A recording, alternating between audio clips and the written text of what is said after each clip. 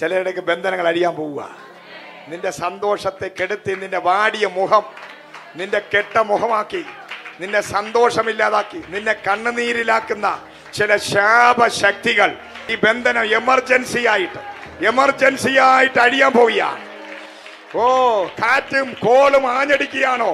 വിഷയങ്ങൾ, പ്രതികൂലത്തിന്റെ കാറ്റ്, പ്രശ്നങ്ങളുടെ കാറ്റ്, തിരമാലകൾ ആഞ്ഞടിക്കുക.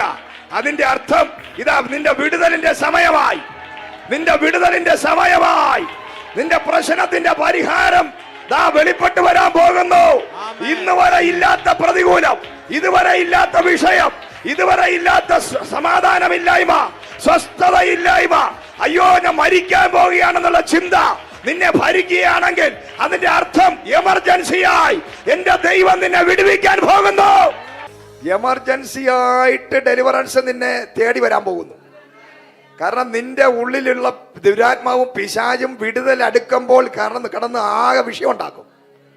പെട്ടെന്ന് ദേഷ്യം, പെട്ടെന്ന് പൊട്ടിത്തെറിക്കുന്ന അനുഭവം, പെട്ടെന്ന് പ്രശ്നങ്ങൾ, പെട്ടെന്ന് തെറ്റിദ്ധരിക്കപ്പെടുന്ന രീതിയിൽ ആലയത്തിൽ വരാൻ മടി, അലസത, വചനം കേൾക്കാൻ താല്പര്യമില്ലായ്മ, പാഷന്മാരോട് ദേഷ്യം, ഹല്ലേലൂയ, അഭിഷിക്തന്മാരെ കാണുമ്പോൾ വെറുപ്പ്, ഇതെല്ലാം നിന്റെ ഉള്ളിൽ വ്യാപരിക്കുന്ന ഇരുട്ടിന്റെ ശക്തിയാ. അത് പോകാനുള്ള സമയമാകുമ്പോൾ നീ കൂടുതൽ വിഷയങ്ങളിലോട്ട് പോകും. എന്നാൽ എമർജൻസിയായി നിനക്കൊരു വിടുതൽ വരാൻ പോവുകയാണ്. അതിന്റെ സമയം കഴിഞ്ഞു. വർഷങ്ങളായി, നൂറ്റാണ്ടുകളായി നിന്നെ പിടിച്ചു വച്ചിരിക്കുന്ന ചില പൈശാചിക അമ്മിക്കയറുകളെ ആത്മാവ് ദൂതനെ ഇറക്കി അത് വെട്ടി മാറ്റപ്പെടുകയാണ്. ചില കെട്ടുകൾ പൊട്ടിമാറുകയാണ്. യെസ്, ഫ്രീ ആകട്ടെ.